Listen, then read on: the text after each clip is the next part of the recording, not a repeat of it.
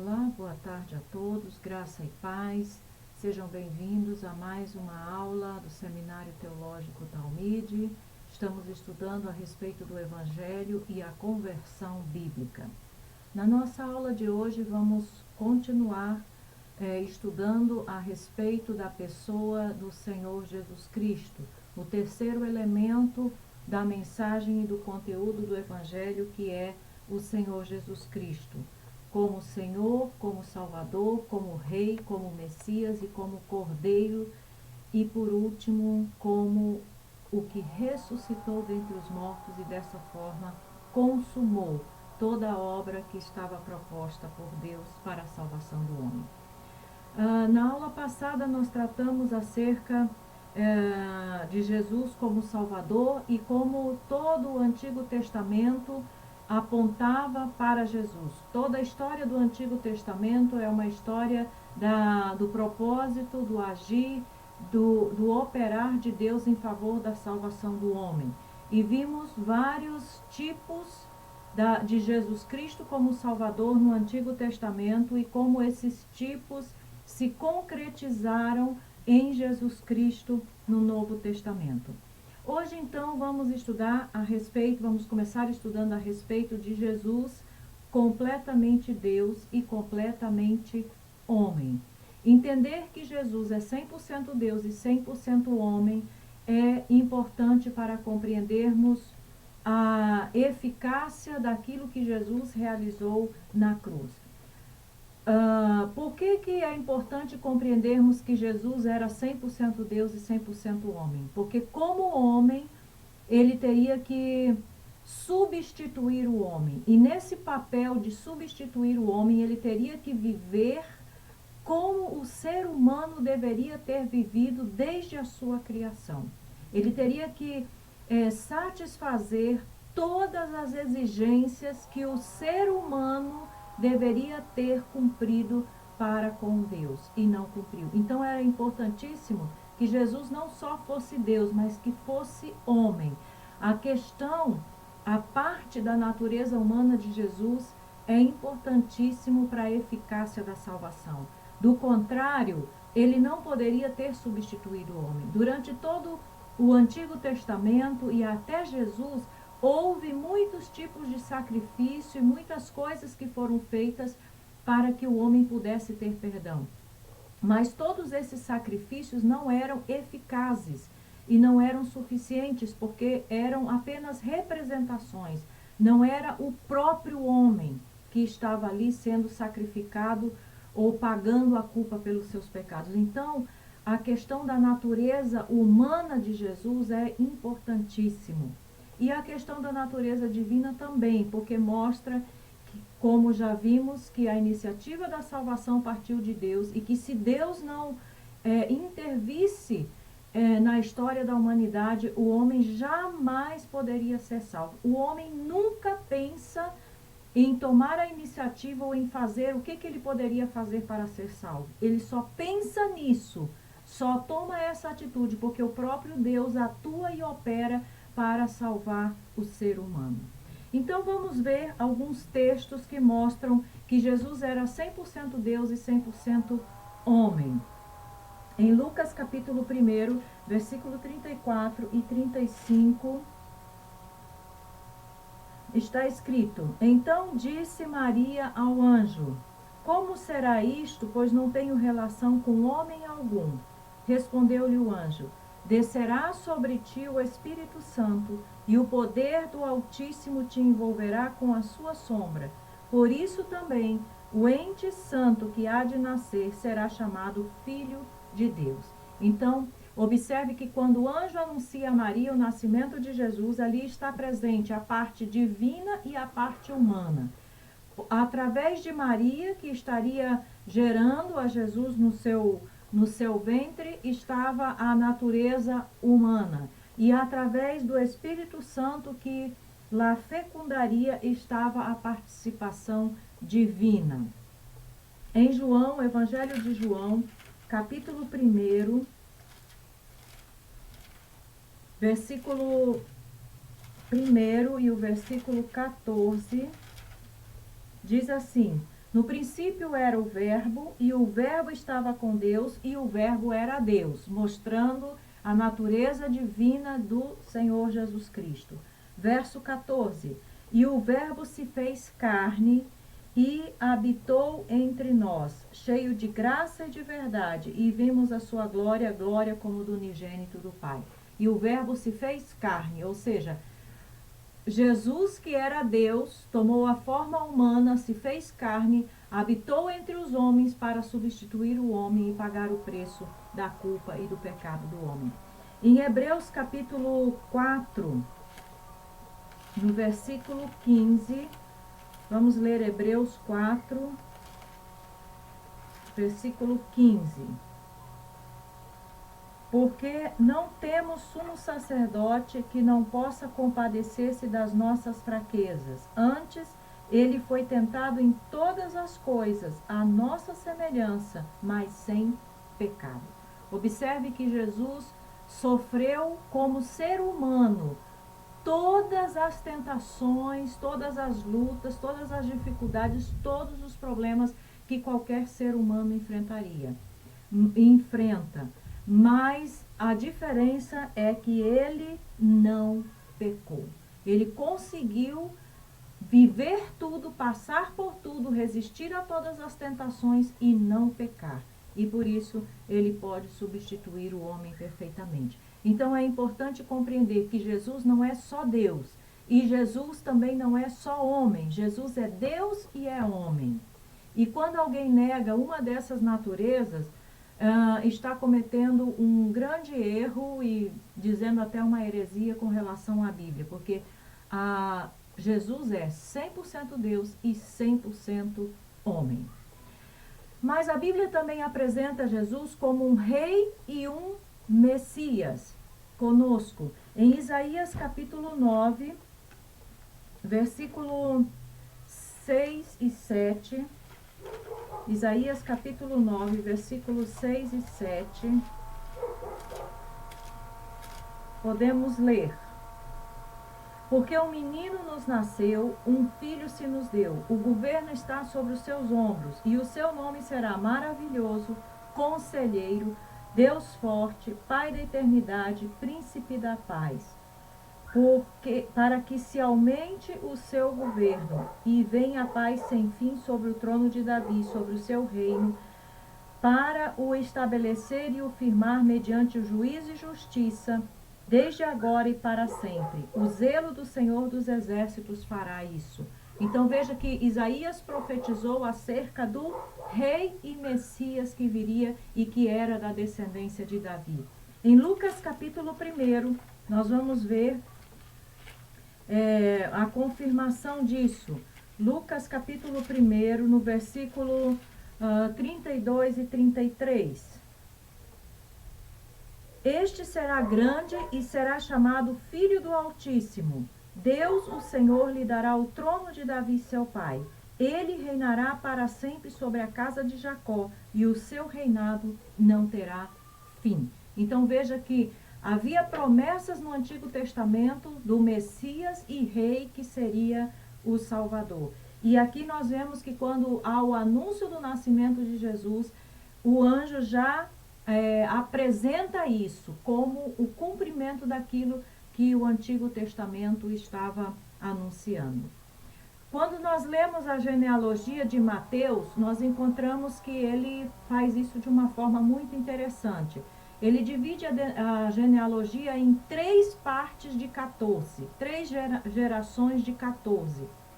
E o 14 é o resultado numérico da soma das letras hebraicas para o nome Davi, o D, o V e o D. A soma dessas 3 letras hebraicas forma o número 14. Então, quando Mateus está mostrando 14 gerações, mais 14 gerações e mais 14 gerações, para até Jesus, o que ele está dizendo com isso? Ele está dizendo que Jesus é rei, rei, rei, 3 vezes, ou seja, incontestavelmente Jesus é rei. Mas ele não é só rei e Messias, ele é um rei e Messias que está conosco, que se fez homem e vive entre os homens. O rei Jesus inaugurou o reino de Deus na terra. Obviamente que um reino necessita de um rei que o governe. E Jesus era esse rei que veio para inaugurar o reino de Deus aqui na terra. E então ele começou a desfazer a maldição do pecado. Mas o reino que Jesus inaugurou não se parecia em nada com aquele reino político, civil e material que os judeus esperavam. Em João capítulo 18, no versículo 36, nós encontramos escrito assim: respondeu-lhe Jesus: o meu reino não é deste mundo. Se o meu reino fosse deste mundo, os meus ministros se empenhariam por mim, para que não fosse eu entregue aos judeus. Mas agora o meu reino não é daqui. Então observe que eles esperavam um reino humano, mas Jesus veio inaugurar um reino divino, um reino celestial, o reino de Deus. O rei Jesus não somente veio para inaugurar o reino de Deus, mas também para trazer pecadores a esse reino, permitir e facilitar e prover os meios para que os pecadores pudessem fazer parte desse reino. Como? Morrendo no lugar destes homens pecadores, carregando o pecado destes homens que ele queria que fizessem parte do seu reino. Ele levou o castigo sobre si mesmo, como está escrito em Isaías capítulo 53, assegurando assim perdão para os seus súditos, justificando-os diante dos olhos de Deus e fazendo-os aptos para herdar a sua parte nesse reino, ou seja, poder participar do reino de Deus. O homem, pela sua condição de pecador, não podia fazer parte do reino de Deus. Jesus veio inaugurar um reino que não era um reino humano, era um reino divino. Obviamente, um reino tem que ter também os seus súditos. Tem um rei e tem súditos. E para que esses súditos pudessem fazer parte desse reino, Jesus pagou o preço na cruz, morreu por eles, levou os seus pecados, perdoou e justificou essas pessoas diante de Deus para que eles então pudessem fazer parte do reino de Deus. Em Colossenses, no capítulo 1, o versículo 12 e 13, nós lemos da seguinte forma: dando graças ao Pai que nos fez idôneos à parte que nos cabe da herança dos santos na luz. Ele nos libertou do império das trevas e nos transportou para o reino do Filho do seu amor, no qual temos a redenção, a remissão dos nossos pecados.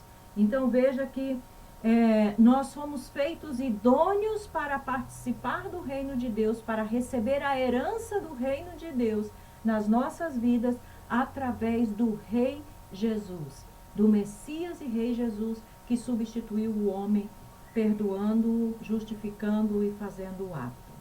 Então, nós temos que compreender que Jesus é 100% Deus e homem. Jesus não é simplesmente um homem que veio para substituir o homem, mas ele é também o rei e o Messias que veio inaugurar o reino de Deus aqui na terra e que nos faz aptos para participar desse reino e receber a herança nesse reino. Mas Jesus também é o Cordeiro de Deus. Em João capítulo 1, versículo 29, nós temos um versículo que é muitíssimo conhecido e citado por muitos pregadores, lido muitas vezes, quando João Batista diz: no dia seguinte viu João a Jesus que vinha para ele e disse: eis o Cordeiro de Deus que tira o pecado do mundo.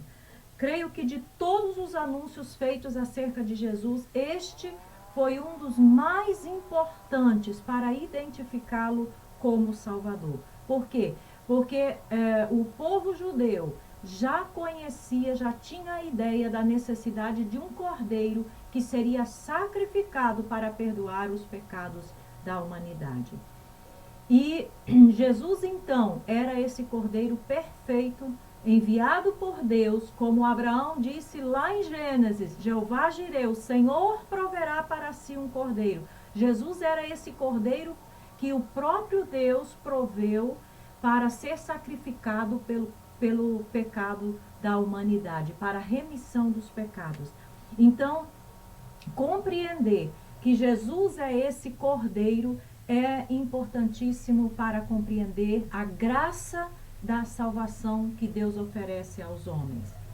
A ideia de substituição penal, que é justamente a ideia que a imagem do cordeiro passa, era a base de todo o sistema sacrificial do Antigo Testamento. Então, o sacrificar o cordeiro não era um simples sacrifício, era uma sentença judicial que estava sendo executada naquele momento.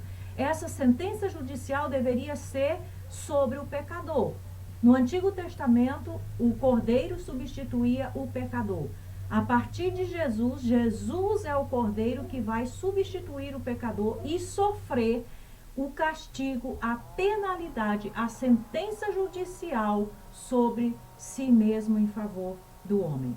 Jesus não veio somente inaugurar o reino de Deus, veio morrer também como sacrifício substituto pelo seu povo, por aqueles que fariam parte desse reino. Jesus não é somente rei, Jesus é um rei sofrido, um rei que sofreu pelos seus súditos, que deu a sua vida pelos seus súditos. Em Mateus capítulo 1, no versículo 21, diz assim: ela dará à luz um filho e lhe porás o nome de Jesus, porque ele salvará o seu povo dos pecados dele. Em Lucas capítulo 9, no versículo 51, também está escrito: e aconteceu que, ao se completarem os dias em que devia ser ele assunto aos céus, manifestou no semblante a intrépida resolução de ir para Jerusalém. Por quê? Porque ele sabia que havia algo que ele tinha que fazer cumprir ali, que era ser sacrificado pelo seu povo, pelos seus súditos. Jesus entendia o significado e o propósito da sua morte. Ele sabia qual era a necessidade e qual era a importância da sua morte. Vamos ler em Marcos capítulo 10, Evangelho de Marcos, no capítulo 10, no versículo 45.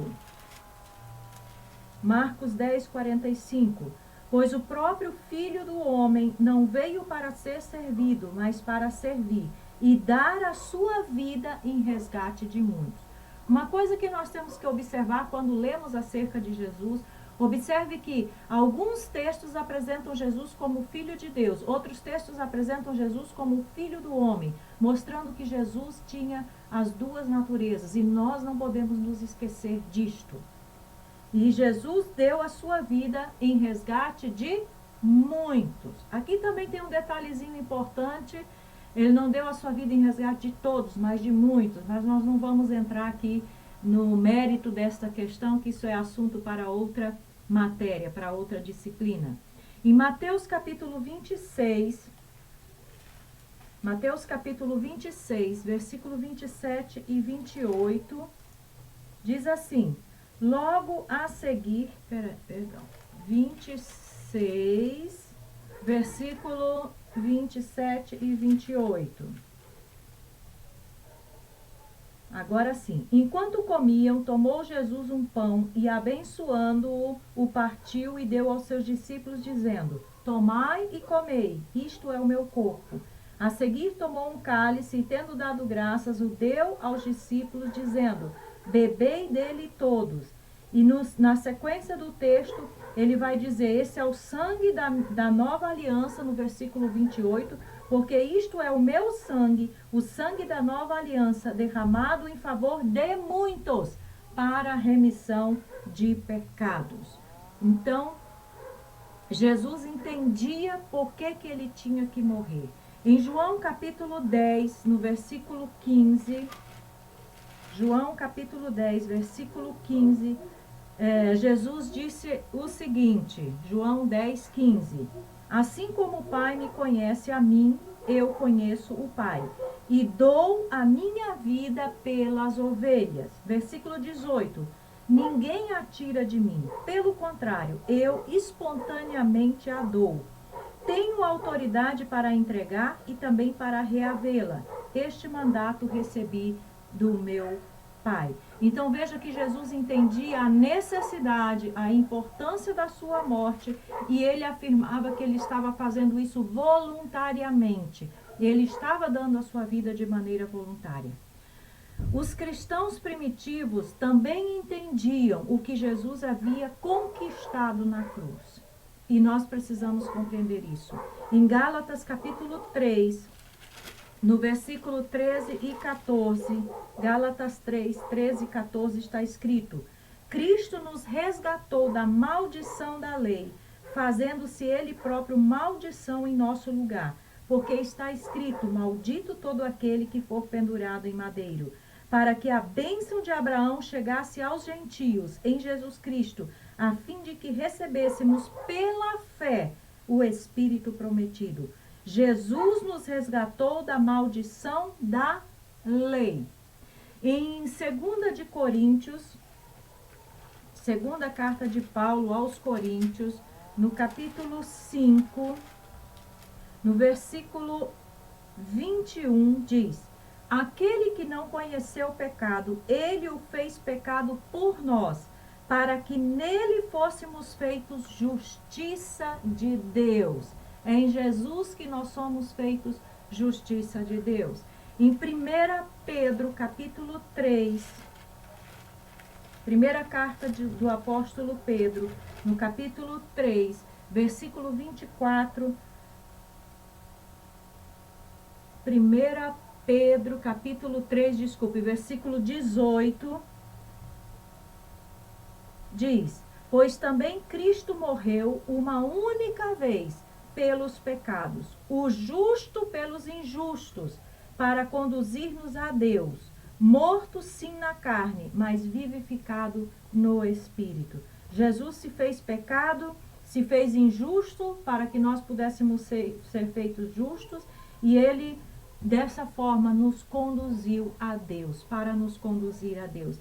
Ainda em 1 de Pedro, no capítulo 2, no versículo 24, nós podemos ler: carregando ele mesmo em seu corpo sobre o madeiro os nossos pecados, para que nós, mortos para os pecados, vivamos para a justiça. Por suas chagas fostes sarados. Então, precisamos compreender a dimensão e a importância daquilo que Jesus fez na cruz. Se Jesus não tivesse ido à cruz, não tivesse morrido na cruz, nós estaríamos irremediavelmente perdidos. Não haveria esperança para o ser humano. Ainda estaríamos fazendo sacrifícios, aguardando que de alguma forma pudéssemos ser salvos. Mas veja que a Bíblia diz, no texto anterior que nós lemos, que Jesus morreu uma vez para sempre. O seu sacrifício foi definitivo. Não há necessidade de outro sacrifício, não há necessidade de outra coisa para pagar o preço. A ideia de Jesus como Cordeiro de Deus é o coração do Evangelho. É a mensagem central, é a parte, digamos assim, mais importante para compreendermos a mensagem do Evangelho. É Jesus como o Cordeiro de Deus. A doutrina da substituição é a parte do Evangelho que as pessoas mais odeiam. Por quê? Porque o homem é autossuficiente e pensa que por seus próprios méritos, com seus próprios esforços, ele vai poder agradar a Deus e ser salvo. É difícil para o homem admitir que ele precisa de um Salvador, que o substitua. É humilhar-se. Uma pessoa, para fazer isso, ela precisa se humilhar, admitir que ela é incapaz, que ela não pode e que ela necessita de alguém que faça isso por ela. Por isso muita gente não gosta dessa ideia do Cordeiro de Deus que nos substitui e que reconcilia assim o homem a Deus.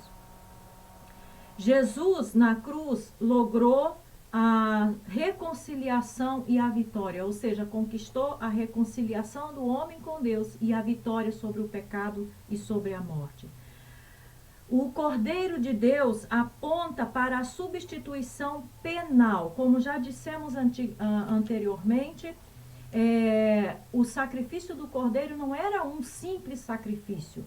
Era uma sentença judicial que estava sendo executada naquele momento, que deveria ser executada sobre o ser humano, mas que nos sacrifícios mosaicos, nos sacrifícios da lei de Israel, era executada sobre um animal que substituía o ser humano. Aqui no Novo Testamento é Jesus que substitui o homem, e ele não simplesmente morre na cruz para fazer um espetáculo. Ele morre cumprindo a sentença judicial, o castigo que deveria o homem, ser humano, estar cumprindo. Então, isso é importantíssimo. Romanos capítulo 4, versículo 5, Paulo disse o seguinte, Romanos capítulo 4, versículo 5. Mas ao que não trabalha, porém crê naquele que justifica o ímpio, a sua fé lhe é atribuída como justiça. Ou seja, o homem precisa crer na obra que Jesus realizou na cruz, na eficácia da substituição de Jesus na cruz no seu lugar.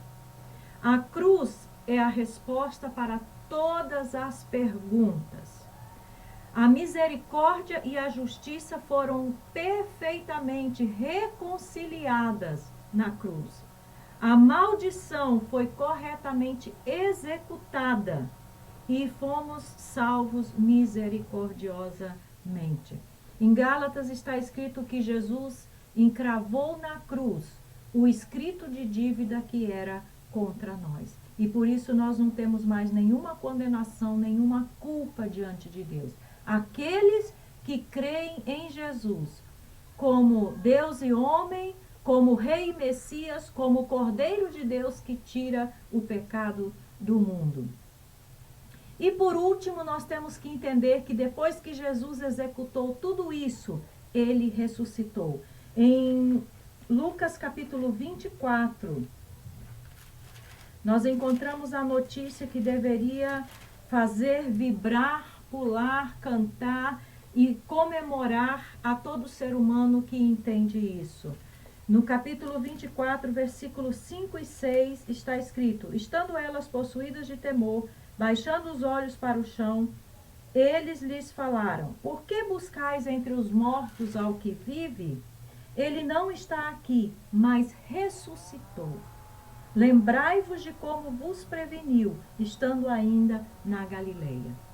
O fato de Jesus ter ressuscitado dos mortos ao terceiro dia, como ele havia anteriormente anunciado, é a garantia de que tudo que ele fez foi perfeitamente satisfatório e foi aceito por Deus. Se Jesus não tivesse ressuscitado, Paulo disse, a nossa fé seria vã. Nossa prática cristã seria vã se Jesus não tivesse ressuscitado.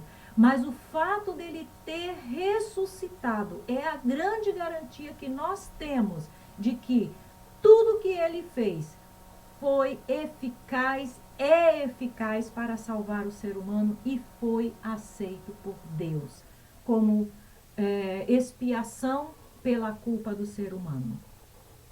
Se Cristo tivesse permanecido na tumba como qualquer outro salvador, ou mestre, ou profeta que já apareceu nesse mundo, sua morte não significaria nada mais do que a sua e a minha. Seria só mais um ser humano que tentou fazer alguma coisa e morreu e continua morto. Mas quando Jesus ressuscitou, tudo o que havia dito foi vindicado completa, inquestionável e irrevogavelmente. Tudo. Em Romanos capítulo 8, versículo 33 e 34, Paulo disse o seguinte, Romanos 8, 33 e 34. Quem intentará acusação contra os eleitos de Deus? É Deus quem os justifica. Quem os condenará? É Cristo Jesus quem morreu, ou antes quem ressuscitou, o qual está à direita de Deus e também intercede por nós. Então veja, Jesus, além de pagar o preço de morrer no nosso lugar, ressuscitou e agora está à destra de Deus e intercede por nós. Né? Que coisa maravilhosa. Jesus é homem, Jesus, o homem, agora está sentado em todo o seu esplendor à destra do Pai, à direita do Pai no céu, reinando como o Rei do universo. Não só isso, senão que também está intercedendo por seu povo, ao mesmo tempo que esperamos o seu regresso final e glorioso, como ele também prometeu. Então, nós necessitamos anunciar essa mensagem gloriosa. Essa é a parte boa. A boa notícia do Evangelho é essa. Jesus veio como homem para substituir o homem. Viveu uma vida perfeita que agradou a Deus, que foi aceita diante de Deus no lugar do homem. Morreu na cruz, cumprindo a pena, o castigo, aceitando a justiça de Deus, a execução judicial sobre si mesmo no lugar do homem. E ressuscitou, garantindo assim que o homem pudesse ser perdoado, justificado, pudesse entrar no seu reino, pudesse ser salvo, estivesse reconciliado com Deus, pudesse ter paz com Deus e pudesse viver eternamente com Ele no seu reino. Que coisa maravilhosa! Que o Senhor nos abençoe poderosamente e até a próxima aula.